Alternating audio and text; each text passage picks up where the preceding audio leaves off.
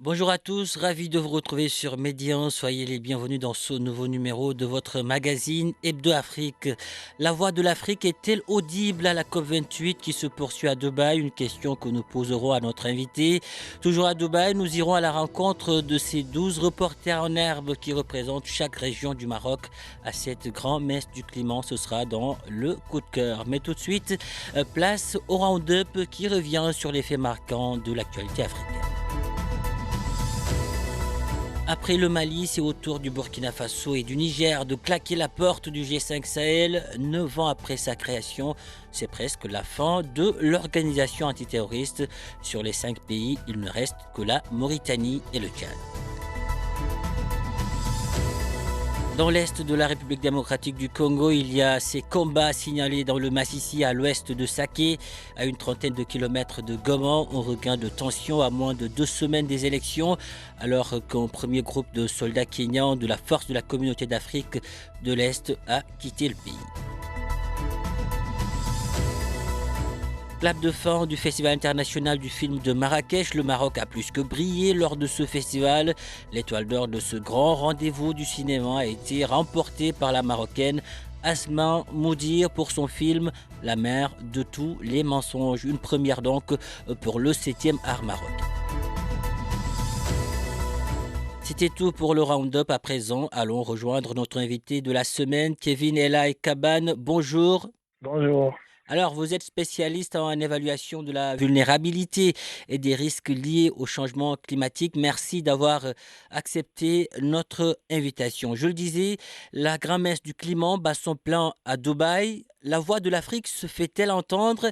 Est-elle assez audible face aux géants de ce monde pour faire avancer sa cause en termes de justice climatique? Premièrement, il est important de rappeler que l'Afrique ne contribue qu'à une hauteur de 4% des émissions de gaz à effet de serre dans le monde et reste le continent le plus vulnérable face aux effets du changement climatique. Par exemple, en 2022, 131 événements climatiques extrêmement ont frappé l'Afrique. Donc, depuis les COP précédentes et même la COP 27 à Sharm el-Sheikh en Égypte, la voix de l'Afrique peine à se faire entendre. Déjà, on pourrait parler des fameux 100 milliards de dollars par an qui ont été promis par les pays du Nord pour financer l'adaptation des pays pauvres. Si cette promesse avait été tenue aujourd'hui, l'Afrique aurait moins de contraintes à financer son adaptation et même son atténuation. Donc, concrètement, l'Afrique a besoin de financer l'adaptation et le renforcement de la résilience, financer aussi les transferts des technologies, le renforcement des capacités et aussi bénéficier de la conservation de la forêt et la séquestration des centaines de millions de tonnes de carbone que les pays d'Afrique servent de puits de carbone.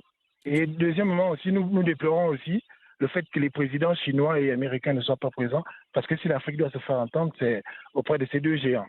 D'accord. Alors, nous l'avons vu durant cette COP, de la mise en place du fonds pertes et dommages à la reconnaissance des effets croissants du changement climatique sur la santé, en passant par le triplement des énergies renouvelables, d'importantes annonces ont été faites. Certains applaudissent, d'autres disent qu'elles ne seront pas suivies d'effets. Est-ce que vous êtes aussi pessimiste? Oui, je dirais qu'on peut être pessimiste déjà parce que ce n'est pas les premières promesses. Mhm. Déjà, il faut rappeler que la création du fonds des pertes et dommages, c'est une promesse qui est en train de se concrétiser, une promesse de la COP 27 à Sharm el-Sheikh en Égypte. Mais l'Afrique reste sceptique face au financement et aux bénéficiaires de ce fonds. Normalement, on devrait contraindre les grands pollueurs comme la Chine et les USA, l'Inde et l'UE, à financer ce fonds de pertes et dommages à une certaine hauteur par an. Parce qu'aujourd'hui, le financement, par exemple, les promesses de ce fonds atteignent aujourd'hui 700 millions de dollars seulement. Je pense que ce financement ne devrait être plus volontaire parce que les pertes et dommages causés par le changement climatique ne sont pas volontaires, mais elles sont plutôt contraignantes.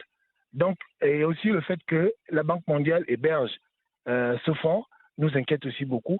On aurait pu le confier, par exemple, à la Banque africaine de développement. Ça aurait permis aux pays africains d'accéder facilement à ces financements, bien que ce fonds ne soit pas destiné uniquement aux pays africains.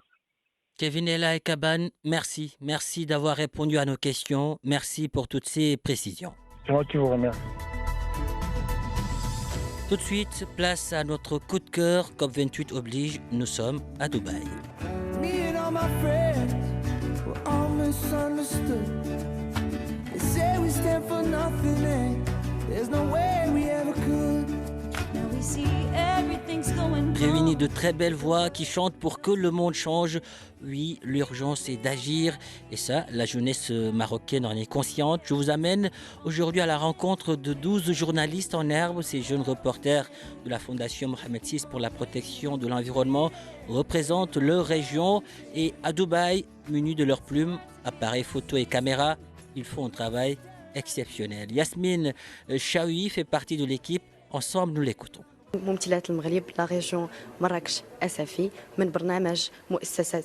Je représente le royaume et la région de Marrakech-Safi pour le programme de la Fondation Mohamed VI pour la protection de l'environnement présidé par Son Altesse Royale la princesse Lala Hasna. Je suis très contente d'assister à cet événement.